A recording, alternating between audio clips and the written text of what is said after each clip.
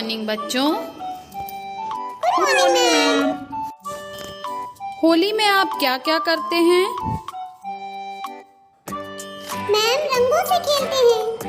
मिठाइयाँ बनाते हैं। ये बताइए कपड़े किस चीज से बनते हैं? मैम सूती कपड़े तो सूती कपड़े से बनते हैं और ऊनी कपड़े ऊन से बनते हैं। बहुत अच्छे सीमा। अब बताइए कि ऊन क्या है? नहीं पता मैम।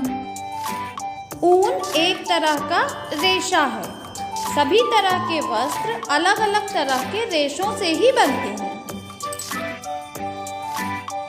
मैम कैसे कैसे रेशे होते हैं? बहुत अच्छा प्रश्न पूछा सीमा। चलिए हम इसके बारे में अच्छे से जान लेते हैं। आप सभी यहाँ चार्ट की तरफ देखिए। रेशे मूलतः दो तरह के होते हैं। पहले प्राकृतिक रेशे, जो हमें प्रकृति से यानी जीव जंतु या पौधों से प्राप्त होते हैं, उन्हें हम प्राकृतिक रेशे कहते हैं। दूसरा है कृत्रिम रेशे। ऐसे रेशे जिनका निर्माण मनुष्य करता है उसे कृत्रिम रेशे कहते हैं। इस वीडियो में हम केवल प्राकृतिक रेशों के बारे में जानेंगे। कृत्रिम रेशों के बारे में हम अगली क्लास के वीडियो यानी क्लास 7 के वीडियो से जानेंगे। प्राकृतिक रेशे दो प्रकार के होते हैं। पहला पादप रेशे, दूसरा जांतव्य रेशे। पादप रेशे वे रेशे होते हैं जो पौधों से प्राप्त होते हैं। अच्छा बताइए जांतव्य रेशे क्या होंगे? जो जंतु से प्राप्त हो। वेरी गुड सीमा, बिल्कुल सही। पादप रेशों में आते हैं रुई, जूट, फ्लैक्स, नारियल जटा, जबकि जांतव्य रेशे हैं ऊन और रेशम।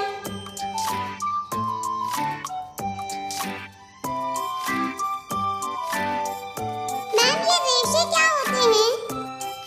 कपड़े की कतरन लेकर आप उसमें कुछ धागे खींचिए, फिर उस धागे को दोनों हाथों की अंगुलियों से फैलाइए, जैसा कि चित्र में दिख रहा है। जो पतले पतले तंतु आपको दिखाई देंगे वही रेशे हैं। रेशे से धागे बनते हैं, फिर उन धागों से कपड़े बनते हैं और फिर कपड़ों से वस्त्र बनते हैं। आइए हम कुछ रेशेदार पौधों के उत्पादन के बारे में जान लेते हैं। चित्र में देखिए कपास का गोलक और बिनौला आपको दिखाई दे रहा है। कपास के उत्पादन में भारत का प्रमुख स्थान है। कपास की खेती के लिए काली मिट्टी तथा उष्ण गर्म जलवायु सही होती है। भारत में ये महाराष्ट्र, गुजरात, तमिलनाडु, मध्य प्रदेश, आंध्र प्रदेश, राजस्थान और पंजाब में मुख्यतः होती है। कपास के बीज बसंत ऋतु के पूर्व बोए जाते हैं। 2 माह बाद फूल आकर गिर जाते हैं और हरे रंग का फल दिखाई देता है।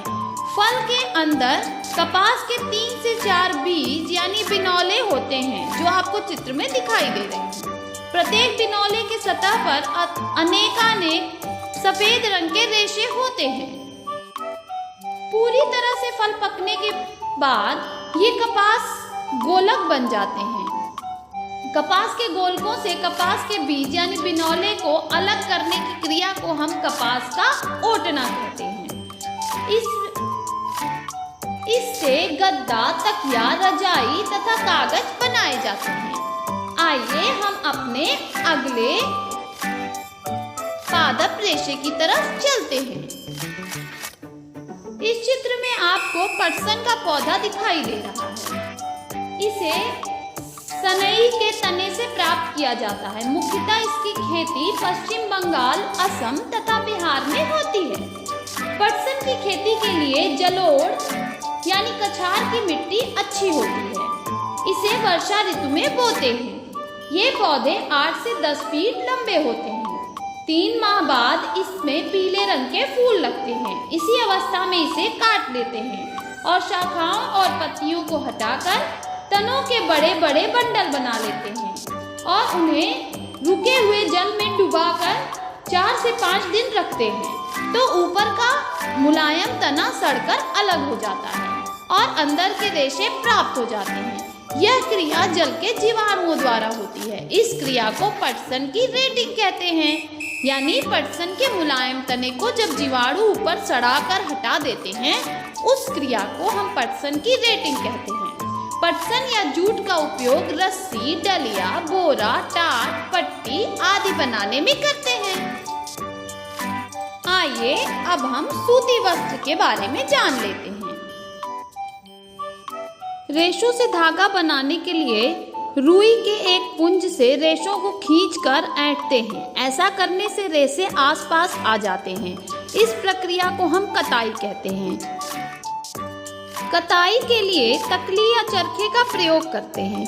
बड़े स्तर पर यह काम मशीनों से होता है। स्वतंत्रता आंदोलन के समय महात्मा गांधी ने विदेशी मिलों के कपड़ों का बहिष्कार किया था और चरखे के प्रयोग से वस्त्रों को बुना था। इन वस्त्रों को खादी का नाम दिया गया था। आइए अब हम जानते हैं कि इन धागों से वस्त्र कैसे बनते हैं। इसकी कई विधियां हैं। पहली विधि है बंधाई। आपने मम्मी को स्वेटर बांधते हुए देखा है? हाँ मैम, देखा है। सलाई में ऊन को लपेटकर वो स्वेटर बनाती जाती है। वेरी गुड, बहुत अच्छे। एकल धागे से वस्त्र बनाने की प्रक्रिया बंधाई कहलाती है। ये हाथों या मशीनों दोनों के द्वारा होती है। अगली विधि है बुनाई। इसमें धागों के दो आपस में व्यवस्थित करके वस्त्र बनाए जाते हैं। गांव में हथकरघा तथा औद्योगिक स्तर पर बुनाई हैंडलूम द्वारा होती है। बच्चों, हम वस्त्र सामग्री का इतिहास जानते हैं। बताइए, प्राचीन मानव क्या पहनता था? क्या पहनता था मैम? जानवरों की खाल भी पहनते। बहुत। प्राचीन काल में मानव गुफाओं में रहता। ज्यादा ठंड नहीं थी, पर ठंडे प्रदेशों में जरूरत के अनुसार प्राचीन काल के मानव पेड़ पर छाल तथा जानवरों की खाल को पहना करते थे। कालांतर में मनुष्य ने जब शुरू की और फिर धीरे धीरे उसे को बनाना भी सीख लिया।